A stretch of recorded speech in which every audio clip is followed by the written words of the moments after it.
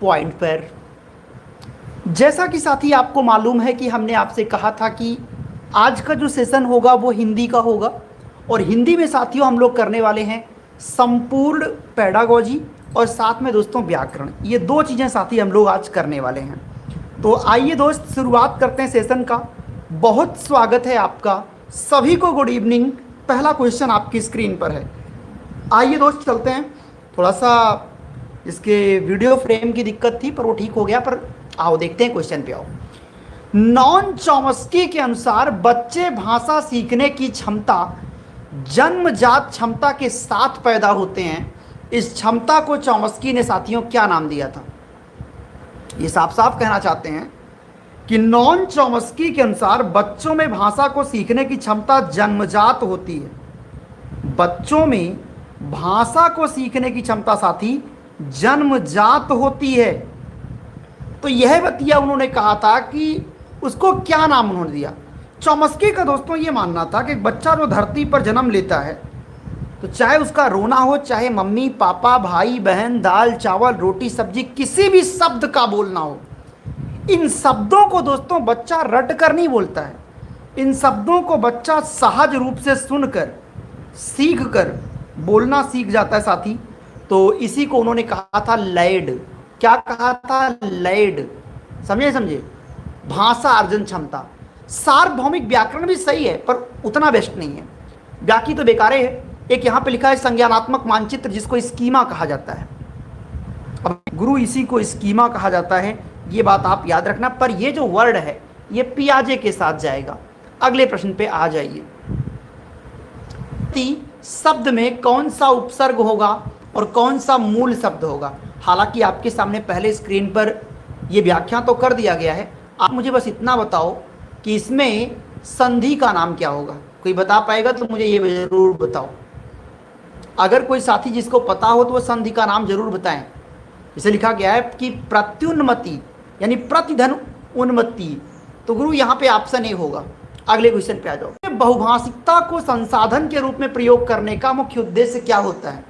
साथियों, आप सबको पता है कि दुनिया की वो कोई क्लास नहीं है जिस क्लास में अलग अलग जाति अलग अलग पृष्ठभूमि का बच्चा ना हो। हर क्लास में अलग अलग जाति के अलग अलग पृष्ठभूमि के बच्चे जरूर होते हैं। और दोस्तों इसी को कहा गया था बहुभाषिकता। जाहिर सी बात है हर पृष्ठभूमि का बच्चा है। तो कह रहे हैं जो बहुभाषिकता होती है ये क्या होती है? बच्चों को कई भाषाएं सिखाना में भी ठीक है। सभी बच्चों को अपनी अपनी भाषा में बोलने का अवसर देना और उन्हें स्वीकार्य महसूस कराना। बिल्कुल हर बच्चे की बोली को बोलने का मौका दो और उनको ये महसूस कराओ कि आप जो बोल रहे हो ये क्लास उसको समर्थन करेगी। आप जो बोल रहे हो उसका पूरा पूरा समर्थन है। समझे? तो अगर बहुभाषिकता है साथी तो इसको आप कठिन तो नहीं कह सकते कि इसको कठिन मान लोगे।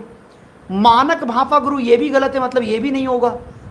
यानी मानक तो एक निगेटिव वर्ड होता है ना। हमने कितनी बार कहा कि गुरु मानक शब्द जो होता है वो एक प्रकार का निगेटिव वर्ड होता है जो आपको रट लेना है कि मानक क्या है। मानक एक निगेटिव वर्ड है और तुम्हारे पेपर में जहाँ भी नजर आए तुम्हें समझ लेना है कि मानक को गलत ही काटना है, ये कभी नहीं सही होगा। अगले क्वेश्चन पे यशोधरा का सही संधि विच्छेद साथियों क्या होगा? यशोधरा का सही संधि विच्छेद क्या होगा? एक चीज तो तय पता चल रहा है कि यहाँ पे संधि क्या होगी। हमको बीच में ओ मिल रहा है। खैर आप लोग कमेंट करो फिर बताता हूँ मैं।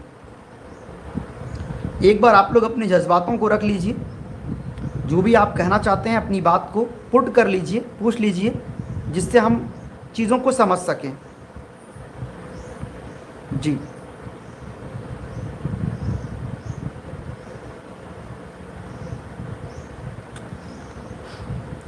बताओ साथियों इसका जवाब क्या होगा? जल्दी से उत्तर दीजिए आप लोग।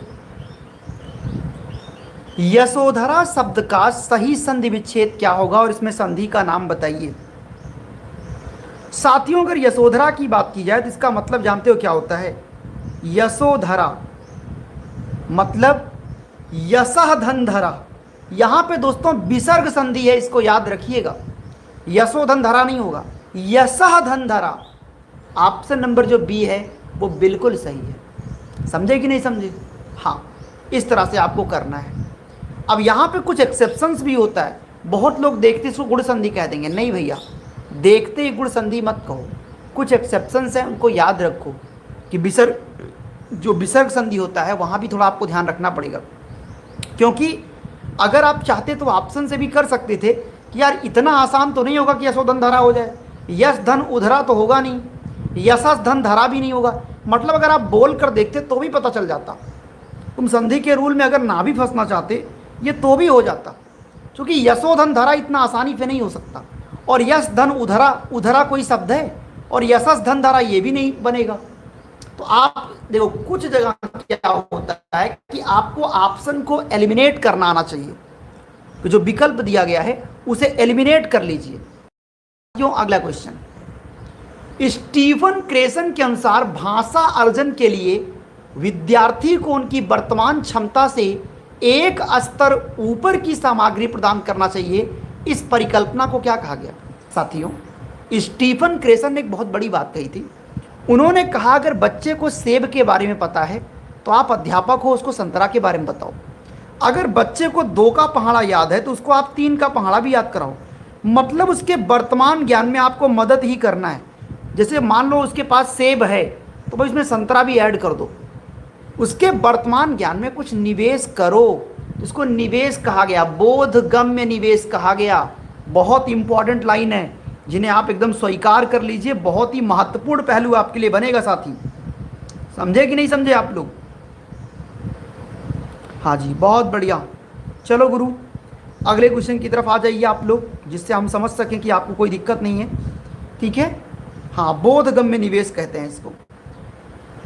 मॉनिटर, ये सब तो कोई मतलब नहीं। देखो, स्टीफन क्रेसन का एक ही रोल था कि बच्चों में कुछ निवेश करो, उसके वर्तमान ज्ञान को कुछ आगे ले जाओ। I+1 का मतलब क्या है? आई का मतलब जो उसका इनपुट, जो उसका मेन है, और उसमें मेन में एक मिला दो।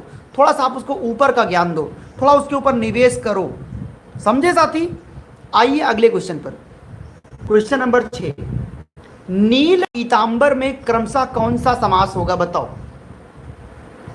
नील कमल और पीतांबर में कौन सा समास होगा? देखो, नील कमल और पीतांबर में आपको समास बताना है। बताओ साथी, क्या समास होगा? नील कमल और पीतांबर में कौन सा समास होगा?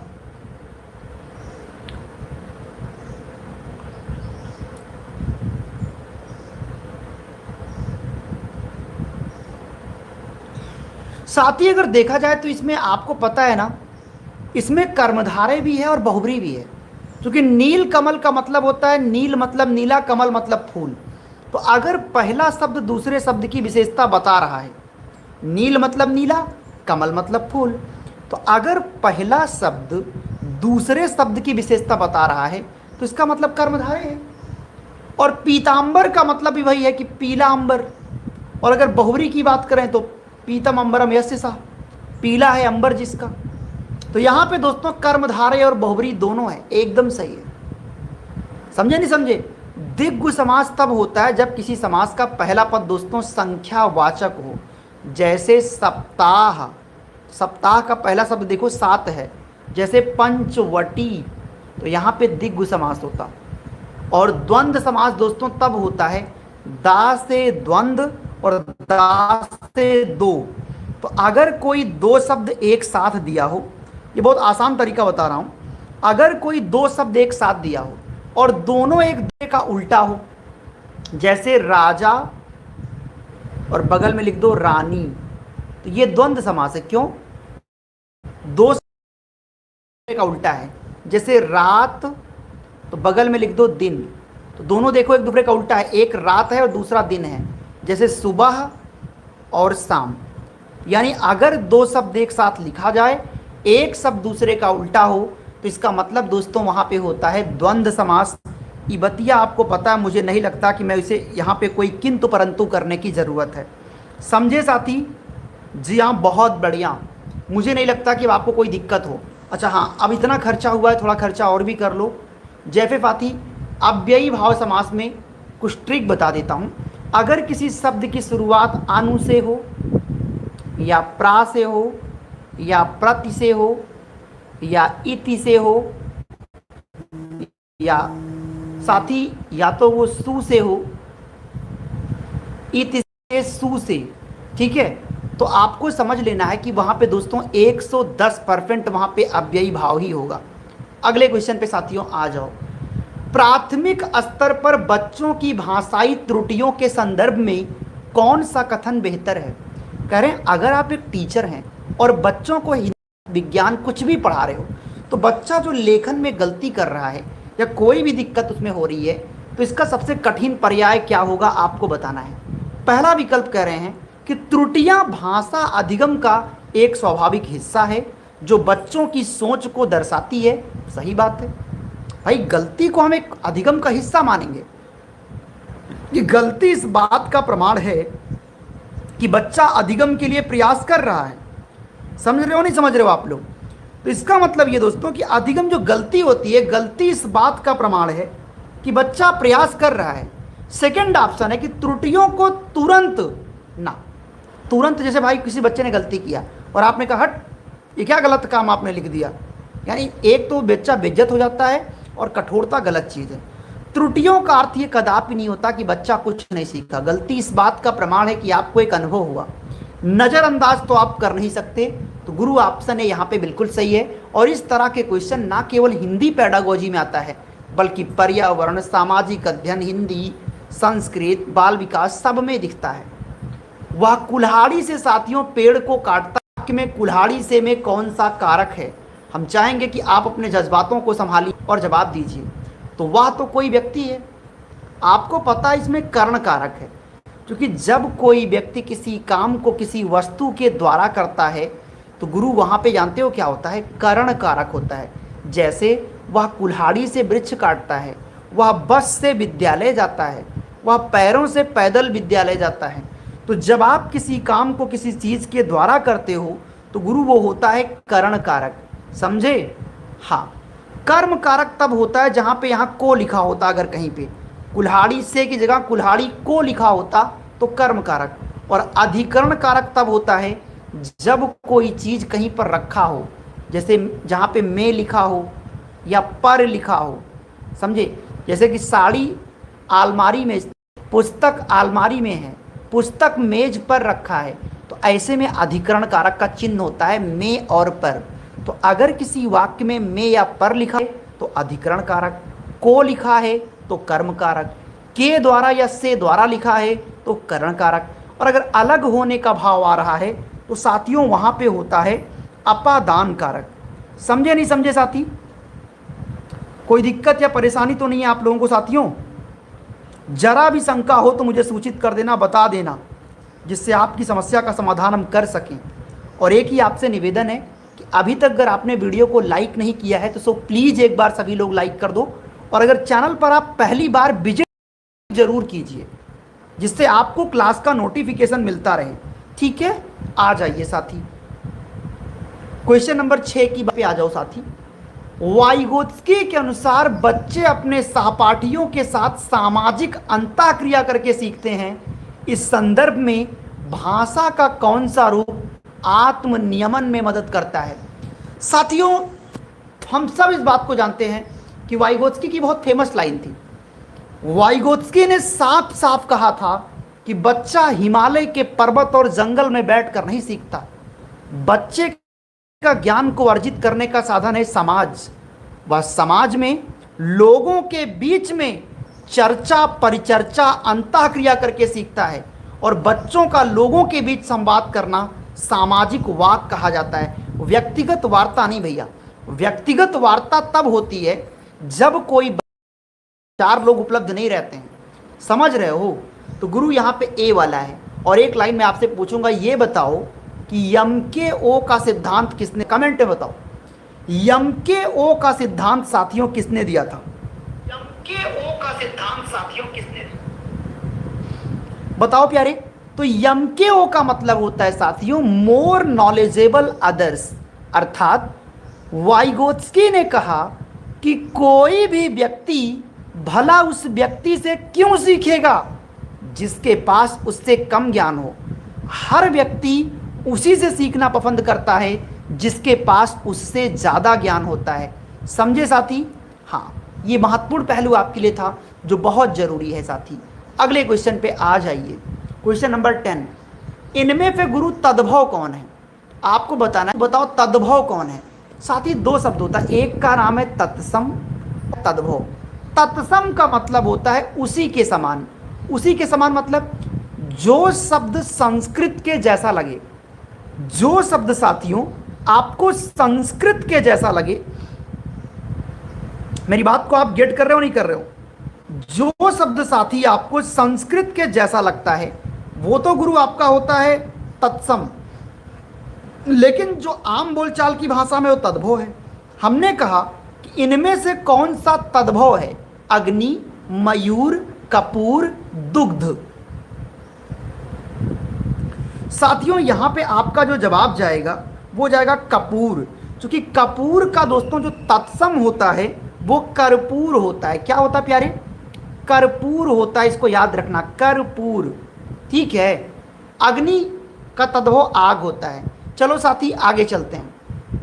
प्यारे भाइयों, ये आवश्यक सूचना आपके लिए, अगर आपने टेट में अभी तक कोई तैयारी नहीं की है या आपने तैयारी बहुत कुछ की है लेकिन मन में एक शंका है कि गुरुदेव कहीं फंस ना जाएं, कहीं दिक्कत ना हो जाए। साथियों मैं आपको एक ही चीज़ समझाऊंगा, आप बहुत समझदार हो। सीटेट पास करने के लिए आपको 10-10 घंटे का मैराथन, रोज 5-5 घंटे क्लास, मोटी मोटी किताबों की ज़रूरत नहीं है। ये घोर कलयुग है। अगर आपको ये लगता है कि 24 घंटा पढ़ने पे रिजल्ट होता है तो ऐसा नहीं है। आप 1 घंटा पढ़ो, लेकिन जो कंटेंट पढ़ो वो पेपर में सटीक मिल जाए तो समझ जाओ कि तुम्हारा काम हो गया। तो ये जो 150 पेज का नोट्स दे रहा हूँ ना, ये ब्रह्मास्त्र है। इसमें जो 90 पेज में जो मैं पेडागोजी दे रहा हूँ ना, एक एक प्रश्न इसमें से आपको सेटिंग करके दिखेगा पेपर में, और 60 पेज में हर विषय का मेन टॉपिक है। इतना कर लेने के बाद ना, अगर 1 घंटा डेली आपने पढ़ दिया तो 1 हफ्ते में आपका पूरा सिलेबस इससे कवर हो जाएगा। साथियों मैं ये तो नहीं कहूँगा कि इससे बहुत नंबर आ जाएगा, लेकिन 104-105 नंबर कोई काट नहीं सकता। ये मैं सदियों से करा रहा हूँ, सालों से, ये मेरी भरोसा है मेरा। साथियों कैसे आपके नंबर है 9653050981 पे कॉल या व्हाट्सएप मैसेज करके आप इसे परचेज कर सकते हैं। आइए, पठन के प्रकारों में स्किमिंग का मुख्य उद्देश्य क्या होता है? साथी 2 शब्द होता है, एक शब्द है स्किमिंग और एक शब्द होता है स्कैनिंग। हम दोनों आपको समझाएंगे। स्कैनिंग सुनो, जैसे मान लीजिए ये आपके सामने स्क्रीन पर मैं एक पेज में कहानी दे दूं और कह दूं बच्चा इनमें से जो इस कहानी का जो सीख है, इस कहानी से हमको क्या सीख मिलती है जल्दी से बताओ, और आप इसको सरसरी नज़र में पढ़ोगे जल्दी से और पता कर लोगे इसमें क्या है, तो इसको तो स्किमिंग कहते हैं। लेकिन अगर मैं आपसे ये कह दूं कि बच्चा इस पेज में जो कहानी लिखी है इसमें मोहन नाम का कोई पात्र है, उसके बारे में कोई जानकारी निकालो, तो उसको स्कैनिंग कहते हैं। तो दी गई सामग्री में से किसी एक पार्ट को निकालना स्कैनिंग कहलाता है, और पूरी कहानी का एक भाव निकालना स्किमिंग कहलाता है। देखो, एक सार प्राप्त करना, सामान्य विचार प्राप्त करना, ये क्या है? स्किमिंग। विशिष्ट जानकारी एक व्यक्ति का स्कैनिंग। समझे प्यारे भाई? हमें भरोसा है कि थोड़ा बहुत तो आपको मजा जरूर आ रहा होगा। मजा इन द सेंस कि आपको समझ में आ रहा होगा। बस आपसे इतना रिक्वेस्ट है कि वीडियो को प्लीज आप लोग शेयर कर दीजिए। अन्वेषण का सही संधि विच्छेद क्या होगा?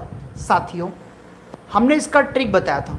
मैंने कहा मेरे भाई, अगर किसी शब्द के बीच में या लिखा हो या वा लिखा हो या रा लिखा हो या ला लिखा हो, तो अगर किसी शब्द के बीच में या वा राला में से कुछ भी लिखा हो तो तुम्हें समझ जाना है, तुम्हें समझ जाना है गुरु कि उसमें यड़ संधि है। क्या है भाई? यड़ संधि है। अगर या वा राला है तो इसका संधि विच्छेद होगा अनुधन एषण। देखो बीच में वा है ना, तो मतलब यड़ संधि है। अगर या हो तो इसे मान लो प्रत्येक, जैसे मैं कह दूं प्रत्येक में कौन सी संधि होगी? कहोगे गुरुजी बताएं, बीच में या शब्द आया मतलब यड़ संधि होगी। समझे नहीं समझे आप लोग? हाँ, इसी प्रकार गुण संधि का भी एक ट्रिक होता है। मान लो गुण संधि पहचानना है, तो अगर किसी शब्द के बीच में ए लिखा हो, ओ लिखा हो, अर लिखा हो या अल लिखा हो, तो आपको समझ जाना है कि वहाँ पे दोस्तों गुण संधि है। जैसे महेश, तो देखो हा पे ए की मात्रा है कि नहीं है, यानी महे, हा पे ए मतलब गुड़ संधि, ओ वाला देख लो, जैसे महोत्सव, महोत्सव या तिलकोत्सव, तो हा पे ओ की मात्रा नहीं, हो मतलब ओ, समझे? इस तरह से मिलान करके निकालना, चाहे हिंदी हो चाहे संस्कृत हो, ये फुल गारंटी है कि आप फंसोगे नहीं। आओ साथी, एक शिक्षक बच्चों के साथ उनसे पूछता है, यदि आप मुख्य पात्र की जगह होते तो क्या करते? अगर जैसे मैं आपको एक कहानी सुनाई और कहानी सुनाने के बाद आपसे कहता कि भैया अगर आप उस पात्र की जगह आप होते तो क्या करते, मैं अगर ऐसा आपसे पूछता तो इसका मतलब मैं आपके अंदर क्या डेवलप करना चाहता हूँ? एक बार कमेंट करके दो। रटने की क्षमता, तो आप कहोगे सर ये तो गलत है।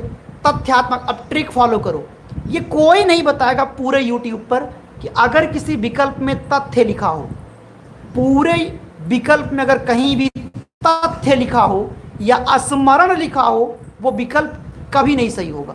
तुम्हारे सीटेट के पेपर में कम से कम जिन विकल्पों में स्मरण लिखा रहेगा या तथ्य लिखा रहेगा, आपको समझ जाना है कि वो विकल्प किसी कीमत पर सही नहीं होगा। कोई दिक्कत परेशानी तो मुझे बताओ जल्दी से आप लोग मेरे भाई, हाँ जल्दी से आप लोग बताओगे, मुझे ज़्यादा बेहतर फील होगा।